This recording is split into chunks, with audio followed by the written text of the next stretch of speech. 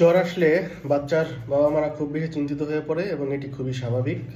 তো সেক্ষেত্রে প্রথম যে করণীয় সেটি হচ্ছে বাচ্চাকে নির্দিষ্ট মাত্রায় প্যারাসিটামল খাইয়ে দেওয়া এবং পরবর্তী যে কাজটি করতে হবে সেটি হচ্ছে তার স্বাভাবিক যে কাজকর্ম যেমন খাওয়া দাওয়া, গোসল এগুলো কন্টিনিউ করে যেতে হবে। অনেকে গোসল বন্ধ করে দেয় জ্বর আসলে, যেটি করা ঠিক নয়।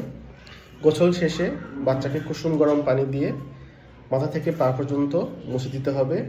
এতে বাচ্চার লোমকূপগুলো খুলে যাবে এবং তাপমাত্রা কমাতে সাহায্য করবে। এবং সেই সাথে প্রচুর পরিমাণে লিকুইড জাতীয় খাবার যেমন লেবুর শরবত, পানি এগুলো খাওয়াতে হবে। বেশিরভাগ জ্বরই সাধারণত ভাইরাস দিয়ে হয়ে থাকে। সেক্ষেত্রে জ্বর কমতে 2 থেকে 3 দিন সময় লাগে এবং আমরা অনেকেই এই জ্বর কমানোর জন্য অ্যান্টিবায়োটিক দিয়ে দিই ফার্মেসির দোকানে যেয়ে। আসলে